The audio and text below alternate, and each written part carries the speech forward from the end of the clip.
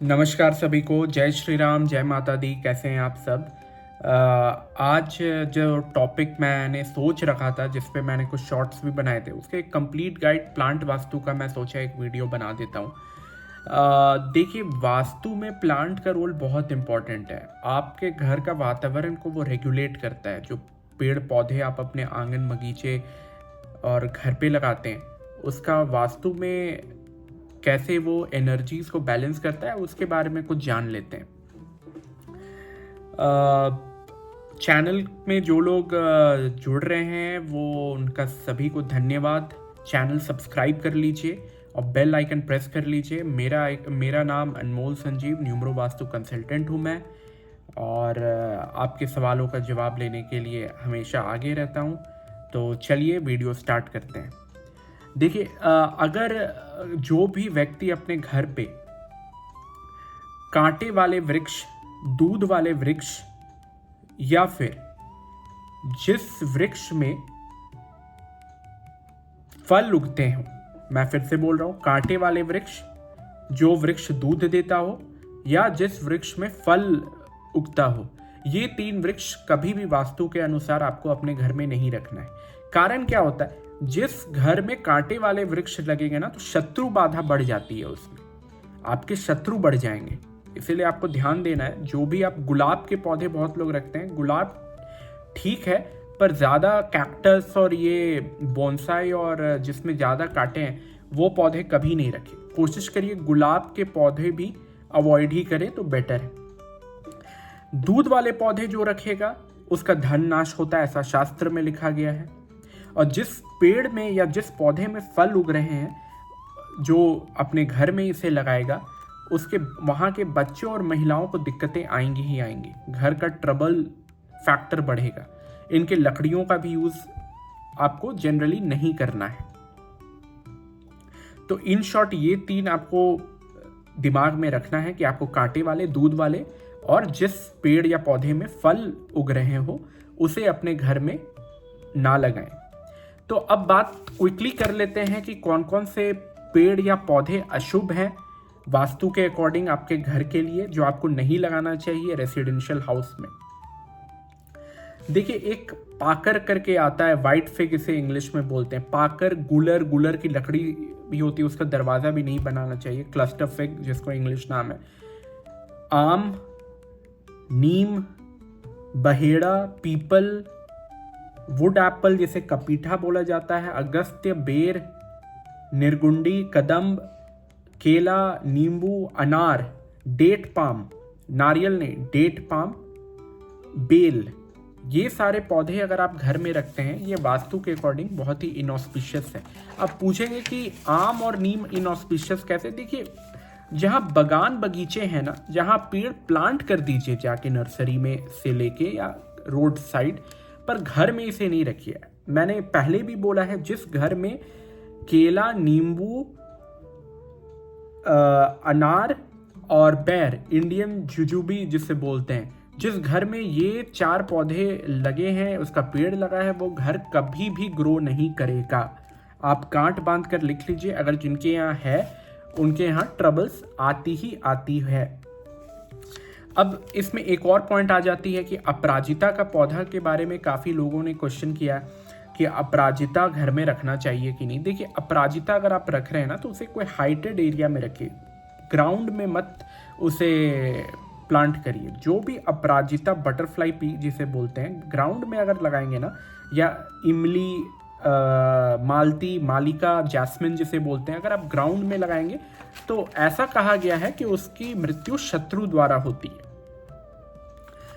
तो ये सारी चीज़ें आपको ध्यान में रखनी है। तो कौन से पौधे ऑस्पिशियस है हमारे घर के लिए, आप उसका भी मैं जिक्र कर देता हूँ। अशोक का पौधा आप लगा सकते हैं। अर्जुन की छाल जिसे बोलते हैं, अर्जुन शाल की प्लांट, शमी, चंपा, चमेली, नारियल, महुआ, सेमल, ये बकुल, ये सारे पौधे या पेड़ आप अपने घर में लगा सकते हैं। इनसे घर में बरकत और धन धान्य का लाभ होता है। तुलसी के बारे में मैंने पहले भी बताया है। तुलसी को हमेशा नॉर्थ टू ईस्ट डायरेक्शन में रखना है, north north east, north north east और ईस्ट। ईस्ट सबसे बेस्ट है।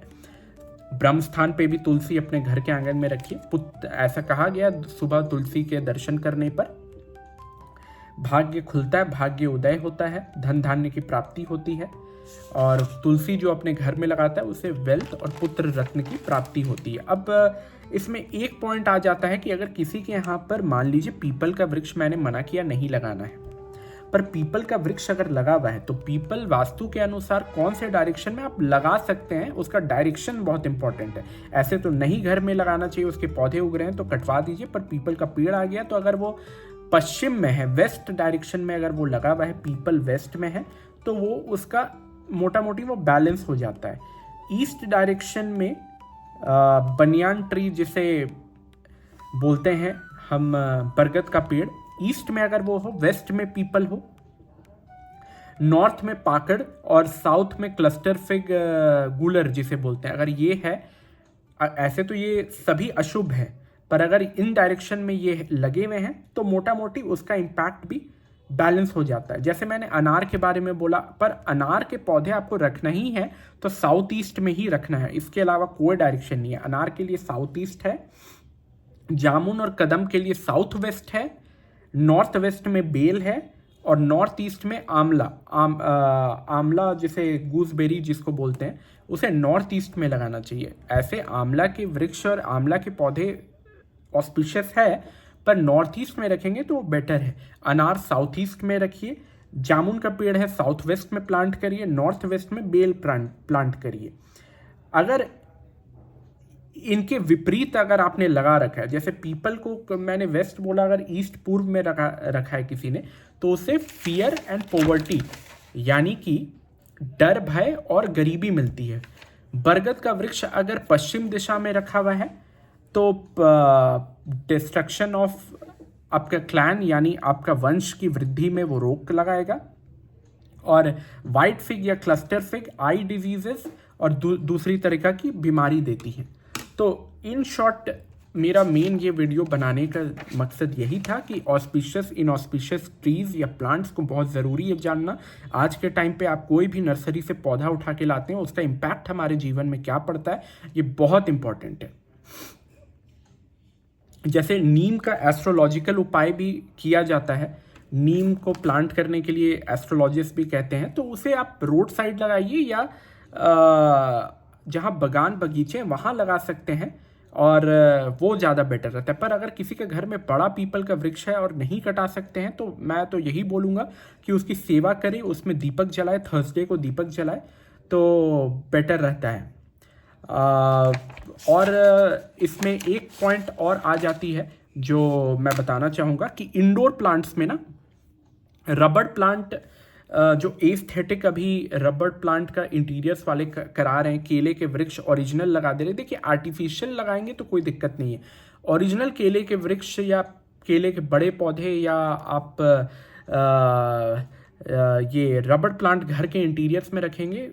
रबड़ है दूध देने वाला पौधा, मैंने पहले ही बताया धन की नाश होती है, तो ये सब से बचें जितना हो सके। घर के इंडोर में रखना है, देखिए 4 प्लांट आप रख सकते हैं। एक तो स्नेक प्लांट मैंने पहले भी बताया है, एक तो ये नेचुरल एयर प्योरीफायर का भी काम करता है, snake plant, jade plant, areca palm plant.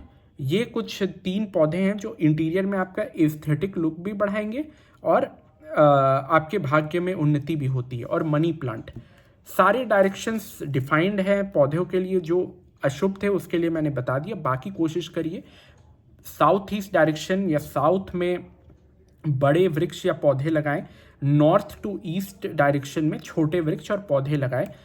जितने ऑस्पिशियस और जो पूजा पाठ में पौधे यूज़ होते हैं उसे ईस्ट डायरेक्शन में या नॉर्थ टू नॉर्थ ईस्ट लगाएं, और बड़े वृक्ष जो हो गए उसे साउथ में लगाएं। शमी के पौधे भी आप साउथ में लगा सकते हैं, ये या वेस्ट में भी लगा सकते हैं। साउथ और वेस्ट में बड़े वृक्ष और पौधे लगाए, छोटे को नॉर्थ टू ईस्ट में लगाए। तो ये जानना बहुत ज़रूरी है क्योंकि पेड़ पौधे हमारे एनर्जीज को कैसे इम्पैक्ट करते हैं। मैं एक आपको कहानी बताता हूँ।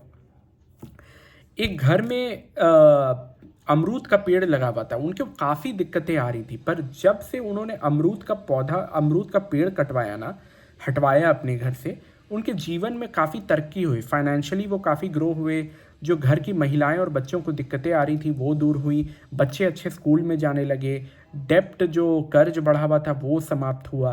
तो हमें जानना काफ़ी ज़रूरी रहता है कि जैसे आम का पेड़ शुभ है पर घर में लगाना शुभ नहीं। तो फूल नहीं, फल देने वाले पौधे को जितना हो सके अवॉइड करिए अपने घर में, और जो मैंने बताया वो पौधे आप रखिए। तो ये इंफॉर्मेशन छोटी सी थी जो मैं चाहता था आप सभी के साथ शेयर करूं। ऑस्पिशियस और इनऑस्पिशियस प्लांट्स जो वास्तु में डिफाइंड है। अगर आप में से किसी का कोई क्वेश्चन है तो आप कमेंट सेक्शन में ज़रूर लिखें। कंसल्टेशन नंबर भी है, कंसल्टेशन नंबर में आप कांटेक्ट कर सकते हैं, मेरी टीम आपको मेरे से जोड़ देगी। तो चलिए इस वीडियो को एंड करते हैं। चैनल को सब्सक्राइब कर लीजिए, वीडियो को जितना हो सके शेयर करिए और वीडियो को लाइक करिए। Thank you.